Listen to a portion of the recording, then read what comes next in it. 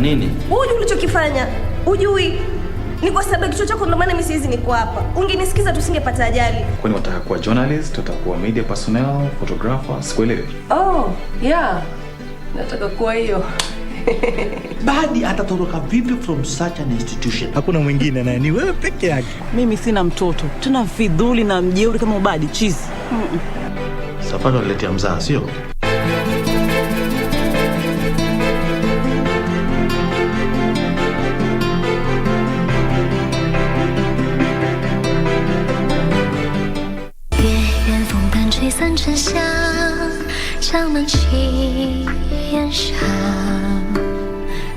Tell me about this purse. Was it made by your mother, Lady Tianxin? You're way too good to Fei, and have sacrificed for him. But Han Yunxi is and will be Fei's wife forever. He only loves her, you know?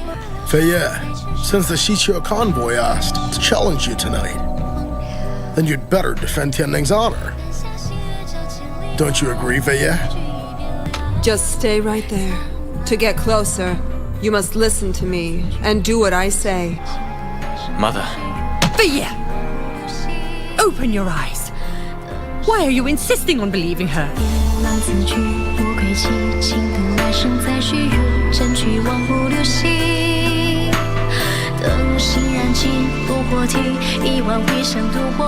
Kupata Zaburi 18 mstari wa pili, dial *811 *817#.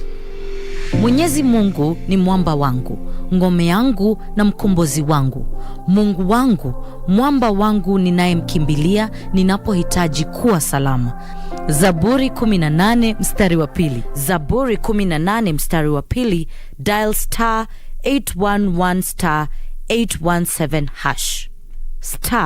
*811 *817#.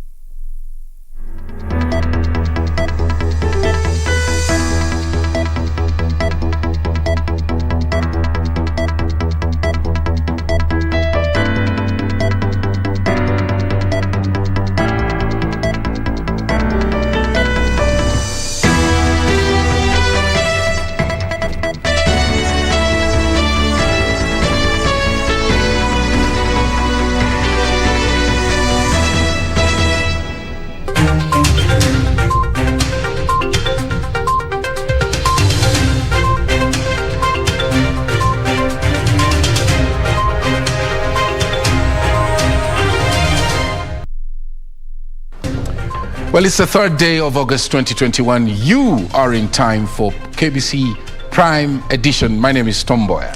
My name is Museo. Thank you so much for joining us for Prime Edition this Tuesday, the third day of August 2021. Welcome to a comprehensive coverage. We have quite a lot in store for you that includes business and sports news. But first, let's look at tonight's highlights.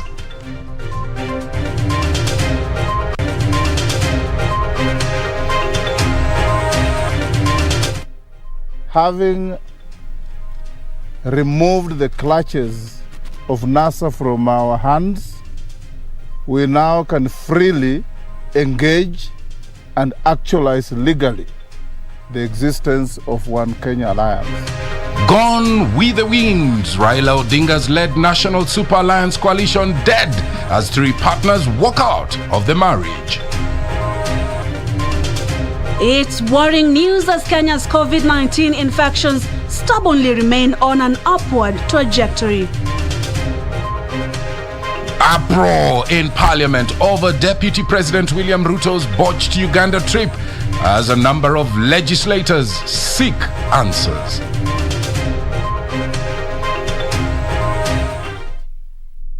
A very warm welcome to you from wherever you are watching us in Nairobi and around the world.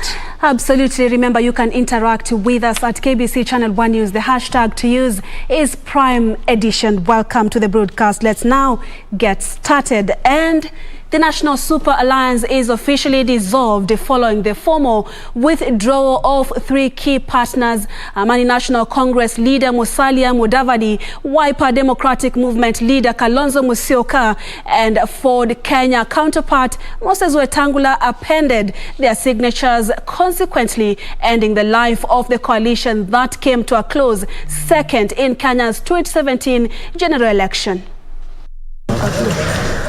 They gathered here at Hermosa Gardens Hotel in Nairobi's Karen Estate for the last stroke that broke the back of NASA, the political party they all rode on close to victory in the 2017 general election. According to the NASA agreement, the coalition stands dissolved if three affiliate parties leave. The now former principals of NASA saying they made the decision to be free to forge a new path to victory in 2022 general election. Speaking after a joint parliamentary group meeting, the leaders said all instruments giving effect to the decision has been processed by each party in accordance with their respective party constitutions. Having removed the clutches of NASA from our hands, we now can freely engage and actualize legally the existence of One Kenya Alliance.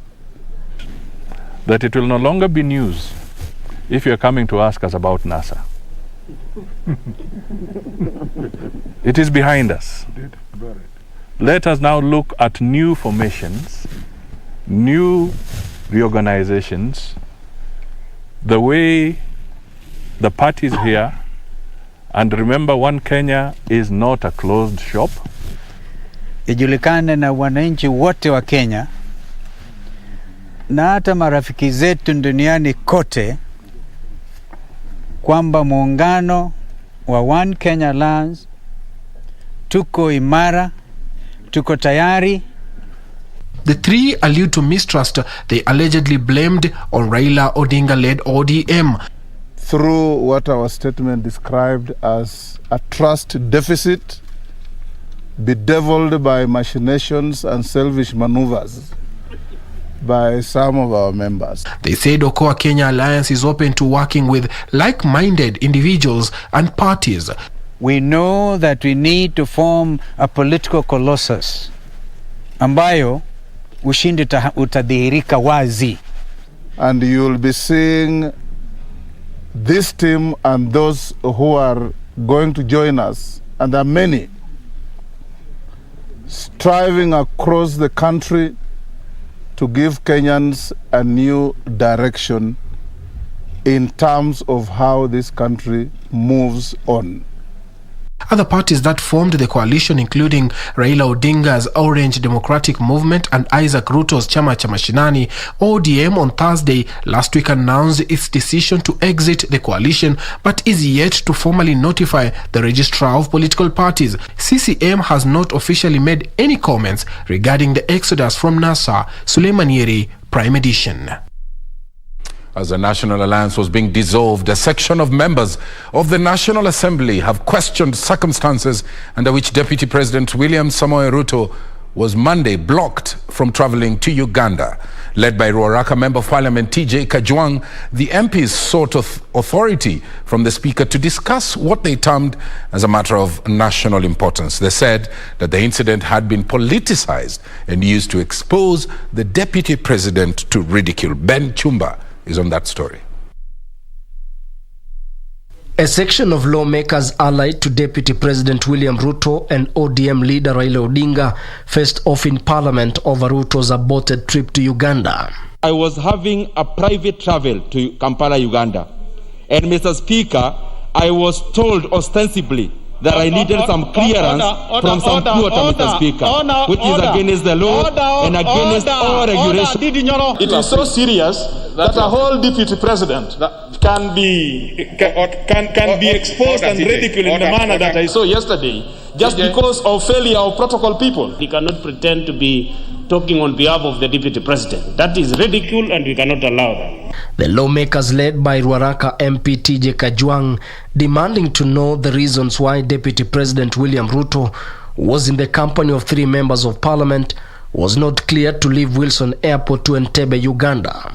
Mr. Speaker, this is a matter of national importance.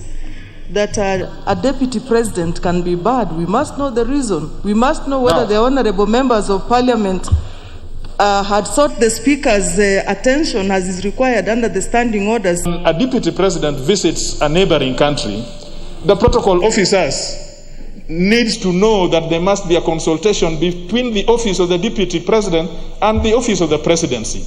Elgeyo Marakwet Senator Kipchumba Murkomen, through his Twitter account, was quick to castigate the government over the incident, saying deputy president has never required permission to travel.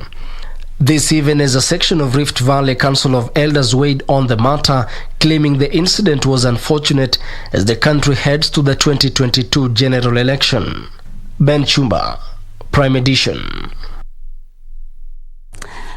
Let's now stay with politics. Former National Super Alliance principals Raila Odinga, Kalonzo Musyoka and Musalia Mudavadi, as well as Moses Wetangula, have urged political leaders to be in the forefront in uniting Kenyans. The leaders at the same time urged the religious leaders to take up their roles and pray for the country as it gears up to the 2022 general election. The leaders were speaking during the burial of late Mama Nancy Muthoni Kibe, mother to businessman Joel Kibe, at her home in Kabati Kandara in Murang'a County. All leaders eulogized Muthoni as the voice of women who empowered the needy in the society. Alikuwa ni mama ambaye alikuwa amependa watu yake, na sio tu watoto yake ambaye alizaa, lakini jamii kwa jumla. Manake tunatofautisha umuhimu ya binadamu kulingana na vitendo vyake. Vile wewe umepigana na mahali maadui matatu makubwa ya binadamu: ugonjwa, ujinga na umaskini. Hata kama alikuwa kule, alikuwa anapigania haki na ukweli kwa Wakenya. Kwa hivyo tunaomba Mungu ailaze roho yake mahali pema peponi, na tena afariji familia ya mzee Kibe. Ilikuwa ni mvungu arudi kwao, Maafrika apate uhuru. Na huo uhuru tunao, tutunze kwa heshima ya huyo mama, na tuboreshe umoja wetu, utu wetu vile vile. And may the Lord rest our soul in everlasting peace. Tukiwa mahali kama hapa ni kuhimiza tu wananchi wa Kenya tuendelee kuungana, tukemee ukabila, tukemee ufisadi, na tuhakikishe ya kwamba mwaka ujao tukienda kwa kura, nyinyi wa viongozi wa kanisa mtuombee inji iwe na amani, tusije kupoteza maisha ya mtu yeyote au kuharibu mali au mtu yeyote kujeruhiwa kwa sababu ya siasa. Let's now move on to education matters. The Ministry of Education has disbursed 17.5 billion shillings for the free primary and secondary education in the 2021-2022 financial year. 2.6 billion shillings will go to learners in primary schools, while 14.8 billion shillings will support secondary school learners. Irene Muchuma Odim puts that story into perspective. The Ministry of Education has released the 17.5 billion shillings capitation money for primary and secondary education. The funds released Tuesday is to ensure that learners who reported to school on Monday are not returned home. 2.62 billion shillings has been injected into primary schools, while 14.85 billion shillings of the funds will cater for secondary school learners. The government is now urging principals to keep all learners at their respective schools to ensure no part of class time is lost during the shortened academic calendar. A statement further directs principals to dialogue with parents of learners with fees balances in boarding schools to find practical ways of clearing the arrears. The ministry says additional fees outside of the official guidelines will not be tolerated. Education Cabinet Secretary Professor George Magoha says the funds are meant to ensure the country embraces 100% secondary school transition policy. Irene Mchuma Odim, Prime Edition. To the pandemic status in the country, Kenya recorded 1,085 new COVID-19 positive cases out of a sample size of 7,067 in the last 24 hours. This now translates to a positivity rate of 15.4%. Total confirmed positive cases now stand at 205,356, and cumulative tests so far conducted are 2.1 million. And on a sad note, 25 patients have succumbed to the disease, one of them in the last 24 hours, while 24 are late deaths reported after conducting facility record audits on diverse dates, according to a statement from the Ministry of Health. This now pushes the total fatalities to 3,995. Now globally, total positive cases now stands at 199,122,825, while total fatalities are 4,240,173. So far, 4.1 billion doses of vaccine have been administered globally. Let's stay safe. The positivity rate does not look so good in the country. Now, elsewhere, the Kenya Forest Service Green Zones Development Support Project Phase 2 has today received a major boost of 15 tractors and 3 field vehicles.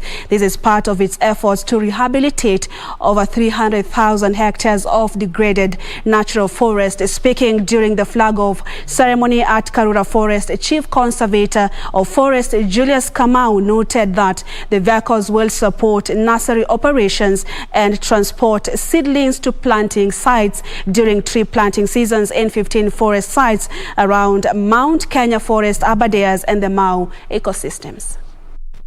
Kenya Forest Service Chief Conservator of Forest Julius Kamau during the flag-off ceremony of 18 motor vehicles to be used in the restoration of forest cover in 15 counties. Mau calling on more partnership in conservation efforts to actualize rehabilitation of 357,000 hectares of degraded natural forests. The Kenya Forest Service has put in place a very strong partnership and linkage initiative to be able to rally partners who can come and join us and support us and complement our effort to be able to advance our mandate to conserve and protect these public forest resources. He noted that the 6 years Green Zone Development Support Project Phase 2 is being supported by the African Development Bank and in its second year. Kenya's forest cover is estimated to be at about 7.4%, way below the global recommendation of a minimum of 10%. With the acquisition of these motor vehicles, the country is clearly on its way to planting 60 million trees in 6 years. He said the project has begun transforming forest covers and contributing to the country's climate change resilience through conservation and livelihoods and a boost to food security. African Development Bank injected about $50 million, while the Kenyan government injected $5 million. And the main objective is to conserve our forest resources, but also support community livelihood for sustainable forest management. Beyond that, it will support us in restocking our plantation areas, and it has continued to do so in the last 2 years. It will support us in developing woodlot within the farmland and supporting various income-generating activities among the communities. It's a holistic project. On his part, Kenya Forest Service Chairman Peter Kimathi Kinyua said they intend to plant more trees as well as improve the welfare of the service staff to actualize the project's theme. Kenya Forest Service lately has gone into a lot of partnerships with our development, with the national development partners, and asking them to support us with housing of our rangers. So I believe as a board and also as management, we are also looking towards supporting yourselves as we try and achieve this. For Prime Edition, I'm Ben Troinjue. Very well, that story brings us to our first break in this live broadcast. Absolutely, stay with us. We have more news coming up shortly.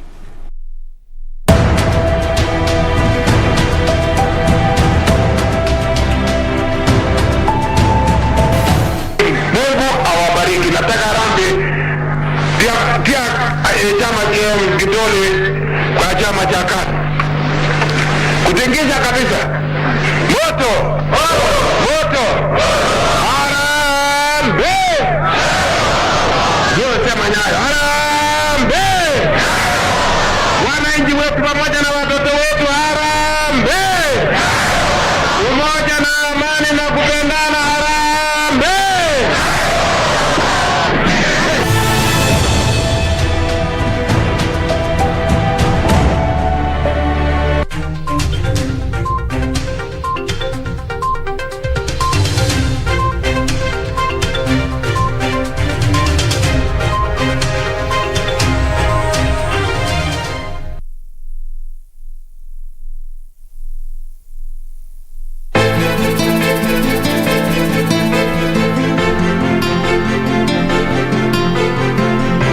Umefanya nini? Hujui ulichokifanya. Hujui. Ni kwa sababu kichwa chako ndio maana mimi siwezi niko hapa. Ungenisikiza tusingepata ajali. Kwani wataka kuwa journalist, utakuwa media personnel, photographer, sikuelewi. Oh, yeah. Nataka kuwa hiyo. Badi atatoroka vipi from such an institution? Hakuna mwingine naye ni wewe peke yake. Mimi sina mtoto. Tuna fidhuli na mjeuri kama Badi cheese. Safari waletea mzaa, sio?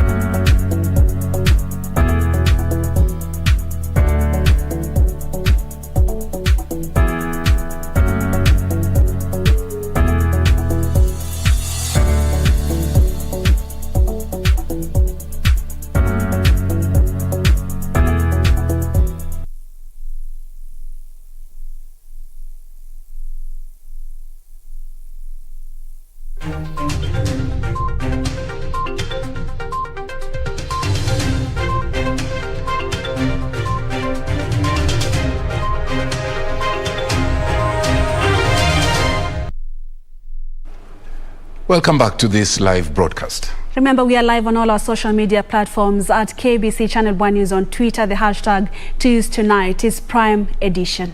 Very well.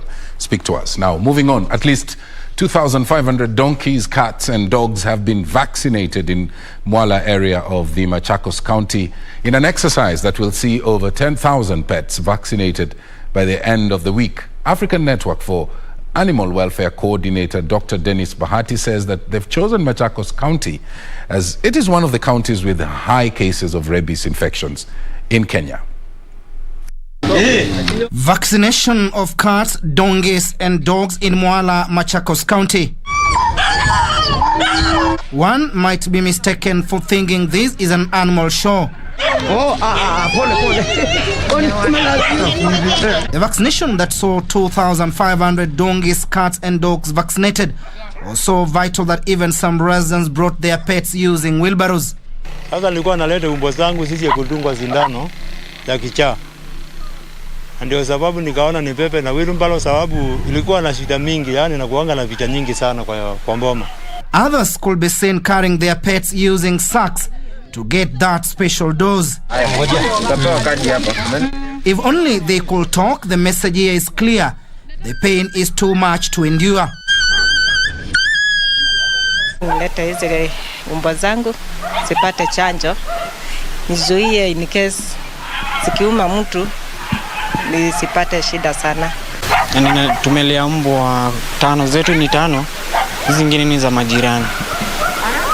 Na tukaona juu mbwa zinadungwa shindano tuzilete zote. If only they could talk, the message here is clear. The pain is too much to endure. According to statistics, over 2,000 Kenyans die annually and 60,000 people globally because of rabies. The whole strategy focuses on how we can eradicate this disease because we know it's very, very dangerous and even based on research. The National Rabies Eradication Program seeks to enhance mass anti-rabies vaccination, public education and population management so as to eradicate rabies owing to its mortality rate. The whole vaccination exercise is free and set to take the whole week. The entire exercise will cost between 5 and 6 million shillings. Timothy Kipnusu for Prime Edition. From the counties, 9 people accused of corruption charges together with Mathira MP Rigathi Gachagua have been released on bond of between 500,000 shillings and 3 million. The 9 denied the charges of conspiracy to defraud Nyeri County government of 27.4 million shillings for purportedly supply of dialysis machines to Nyeri Provincial General Hospital. Ruth Wambui with the details in our news roundup. The 9 charged include Mathira CDF manager William Mwangi Wahome, Andrew Taruo, Julian Jahenda Maka, and Samuel Murimi Ireri, among others. Accused 9 and 10 to be released on a bond of 3 million with one surety of a similar amount or a cash bail of 1.5 million shillings. Still in the corridors of justice, a chief and 2 senior police officers charged with receiving 50,000 shillings bribe have been released on a bond of 500,000 shillings. Document presented to you is not a document that the court was to rely on, and we urge the court to cancel the bond and the bail terms for the accused person. He proceeds with his case. Elsewhere, Rift Valley Regional Commissioner George Natembeya has issued a stern warning to politicians who are inciting residents of Laikipia to withdraw their children from schools citing insecurity. Kuhusu mambo ya masomo nimesema kwamba by tomorrow nataka wanafunzi wote wakuwa wamerudi kwa shule. Maana hii shule ambapo tuko within the neighborhood about 1 kilometer away from here kuna Kabati police post. Kwa hivyo ni area ambayo iko na vituo vya usalama vya kutosha, na hata mwalimu pia amedhibitisha hapa hakuna jambo hata moja limefanyika kwa hii shule. And the National Land Commission chairperson Gershom Otachi has assured the residents of Ijara constituency in Garissa County that the government will fully compensate for land lying on the Lapset Corridor project.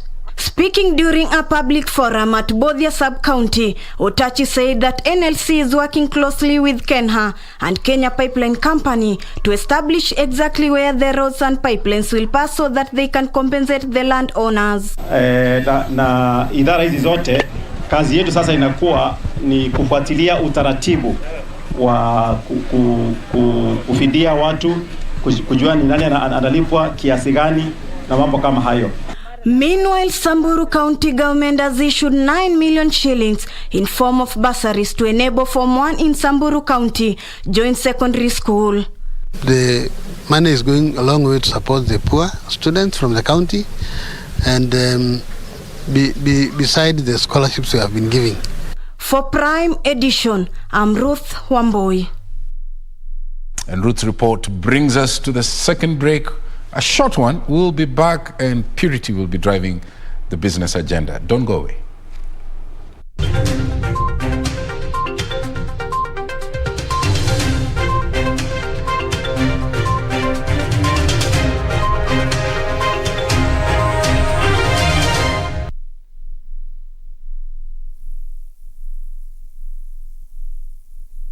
Kupata skiza tune ya Karau na DJ, bonyeza star 811 star 967 hash.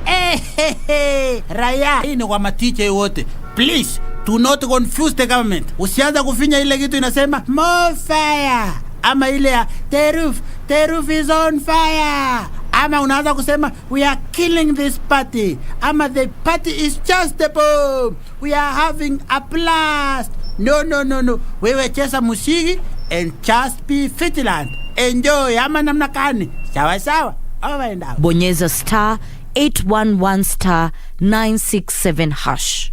Star 811 star 967 hash. What does this number mean to you? A pack leader? A winner? Or just a number? To us, it means freshness, boldness, vibrancy and heritage. That's why at KBC Channel 1, we make it easier for you to pop up your family entertainment to a fresh, exciting and colorful bouquet.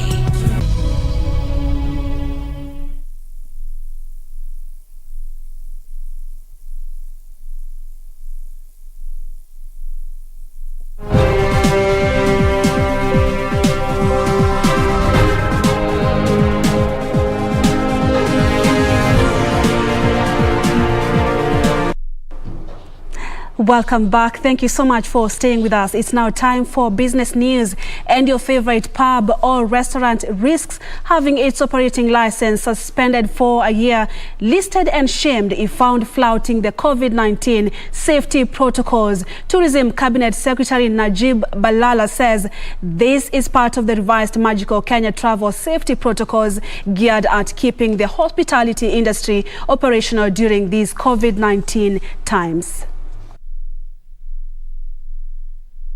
In the first 6 months of this year, Kenya received only 300,000 tourists through the Jomo Kenyatta International Airport.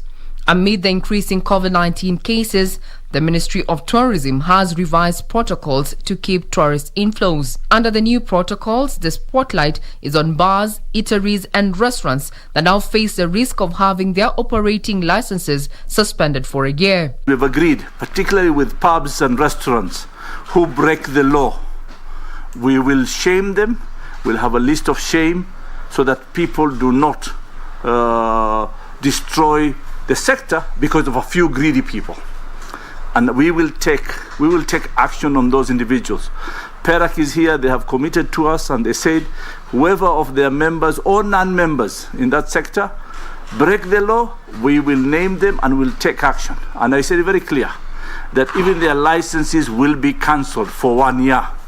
The protocols also require hospitality industry players to verify that all their visitors at their premises have a negative test upon arrival as well as during departure, irrespective of their vaccination status. The Delta variant is more dangerous, so we will need you to have the PCR certificate to show it is negative for you to come into the country, so that we are sure that you are not coming with a virus.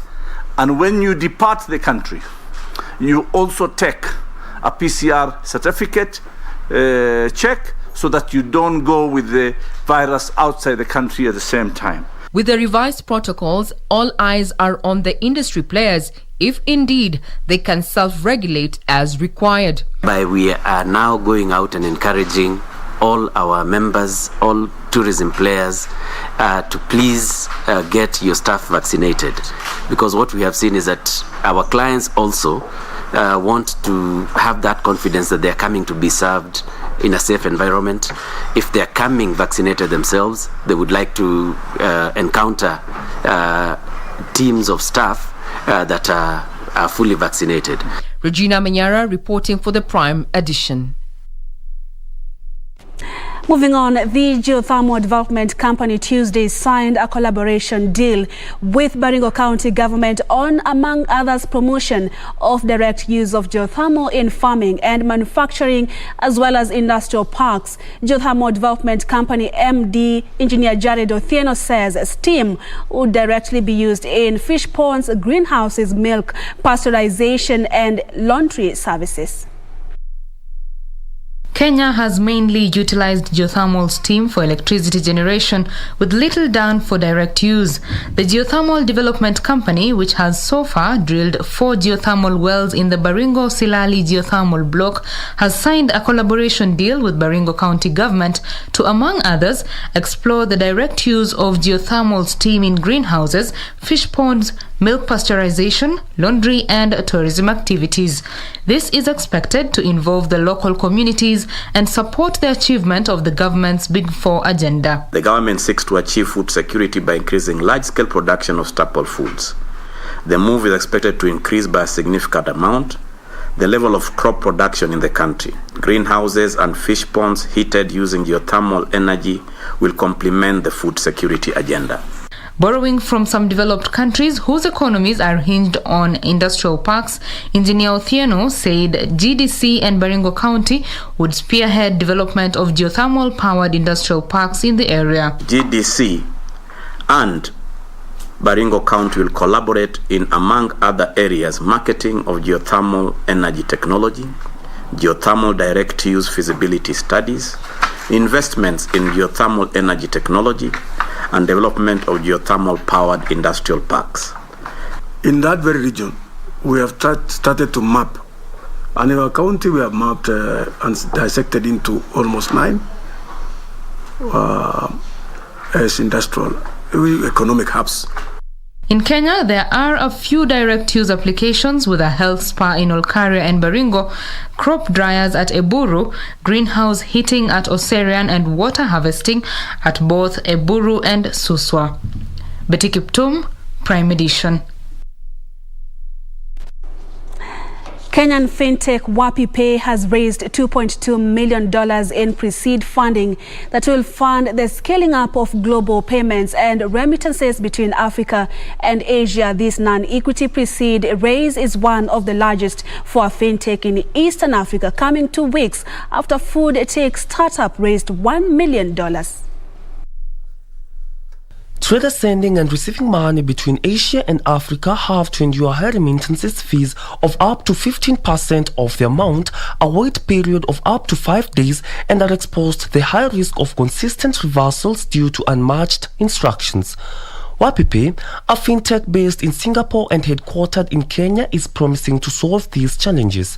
The fintech has received a $2.2 million investment to scale up its operations. The investment was led by China-based global fund MSA Capital, who said Africa to Asia is a large trading corridor overlooked and underserved by tech today. MSA says, "We believe WapiPay is the best team to build the necessary infrastructure to support its growing trade volumes. We are excited to support with our extensive China fintech network and playbook." Additional investors were EcoVC and Kepo Africa Ventures, joining existing investors Future Hub, Gobi Ventures, and Transon Holding. Edindichu, co-founder at WapiPay, said the funds will help WapiPay diversify its product range and drive growth, thus evolve remittances into real-time global cross-border payments, starting with Africa and Asia. Sub-Saharan Africa remains the most expensive region to send money to and out, according to the World Bank, with the average cost of sending $200 being 8.02% of the principal amount, compared with 4.64% for South Asia, the lowest cost globally. Seamless payment platforms such as WapiPay are expected to help ease trade and investments. Sub-Saharan Africa remains the most expensive region to send money to and out, according to the World Bank, with an average cost of sending $200 being 8.02% of the principal amount, compared with 4.64% for South Asia, the lowest cost globally. Seamless payment platforms such as WapiPay are expected to help ease trade and investments. For Prime Edition, I'm Brian Mulwoki. Limuru Milk and Processing Plant in Kiambu County has been reopened after 10 years, promising a market for over 3,500 members of the Limuru Dairy Cooperative. However, the processing plant's chairperson Joguna Chege says more than 150 million shillings is needed to finance a new milk pasteurizing machine and long-life milk machine, since the existing ones have broken down. Access to market remains a key challenge for farmers across the country, and for dairy farmers, the farm gate price is one that they are keen on, given the high cost of production. In Limuru, farmers had been facing challenges selling their milk after the Limuru Milk and Processing Plant was closed down 10 years ago. There is good news after the management of the factory announced its reopening, offering a new market for dairy farmers in the area. What spoils the prices of milk is when we get milk from outside the country. We are happy that these days the government has done what is humanly possible to avoid milk coming from outside the country. However, the management of the factory says they need about 150 million shillings to do repairs and replace some key machinery to make the factory modern. Among those machinery earmarked for replacement is a pasteurizing machine, as well as putting in place a long-life milk production line. Kubaliana tunaweza chagia kwa mkulima, anaweza katwa shilingi 1 au shilingi 2 kwa sababu tayari maziwa tuko naye.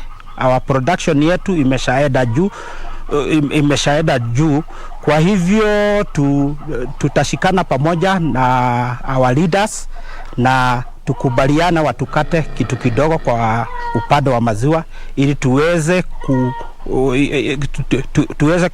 kushikana na our national government na county government ili sasa to revive hiyo process yetu.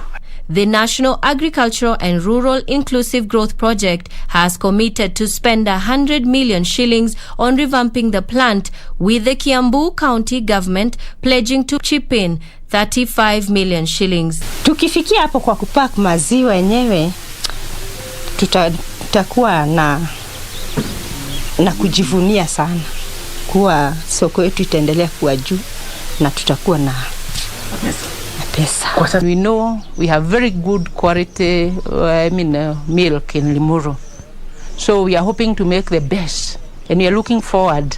I'm sure we'll beat them all.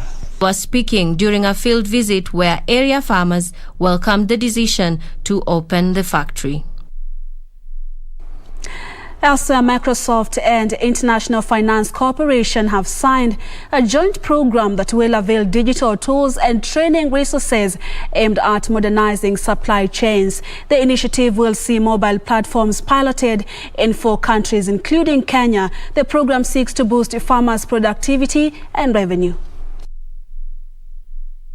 Data-driven agriculture has been backed to improve yields around the world, especially in developing nations.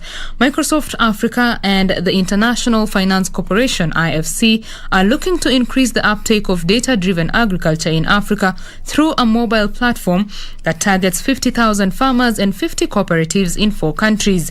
The pilot phase of the program will be implemented in Kenya, Nigeria, Cote d'Ivoire, and Uganda. The initiative is informed by the fact that digital technology can improve the operation of key supply chains in the food system through greater agricultural efficiencies, improved business practices, traceability, food safety, and access to finance. The use of digital tools in Africa's agriculture sector remains limited, often because of infrastructure, affordability, awareness, and regulatory issues. Through such initiatives, players hope to boost food security. Agribusiness contributes about 25% of Africa's GDP and 70% of its employment. Microsoft says digital technology is one way to boost agricultural production and efficiencies. In the long term, the partnership between Microsoft and IFC seeks to deepen the understanding of factors that drive the adoption and use of digital solutions among smallholder farmers, farmer cooperatives, and other actors in the agriculture supply chain. Betty Kiptum, Prime Edition.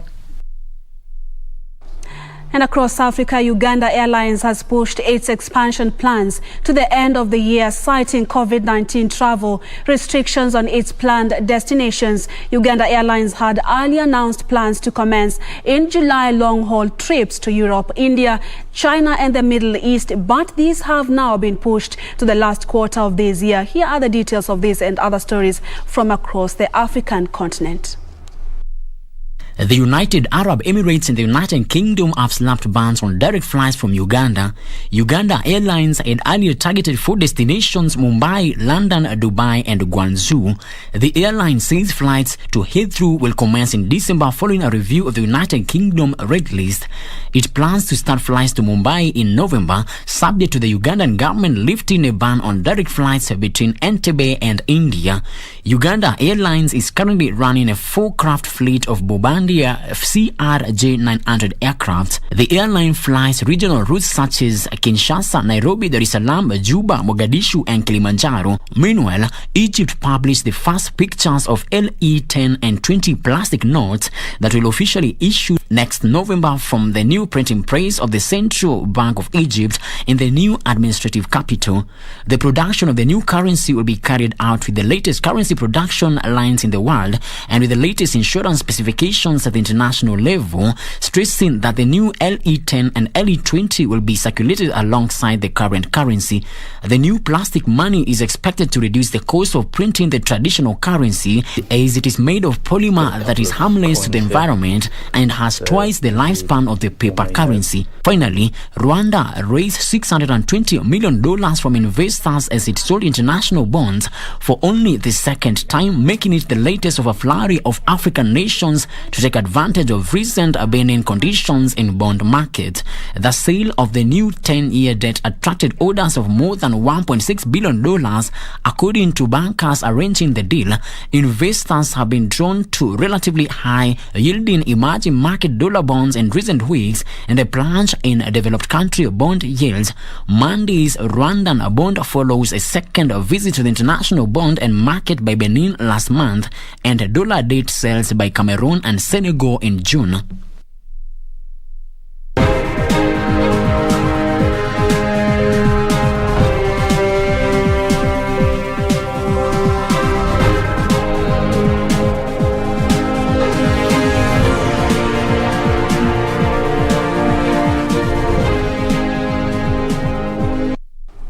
And that's it for business news this Tuesday night. Richard Monga is on standby with the latest from the sports desk. Richard, it's good to see you. What do we expect? Well, Purity, the conversation that's being had since the week started and last week was why is Kenya not performing at the Tokyo 2020 Olympic Games in Japan? Well, we still have chances of winning gold medals. Of course, tomorrow we have the 3,000 meters final. We have Beatrice Chepkoech, the world champion, and we have Hyvin Kieng also, and we'll also be taking taking part in a few of the semi-finals ahead, or some finals on Thursday and Friday. So all that is in store for you for sports, KBC Sports tonight. It's not been a good, really, week for Kenya. You know what I mean? 3,000 meters, we lost that.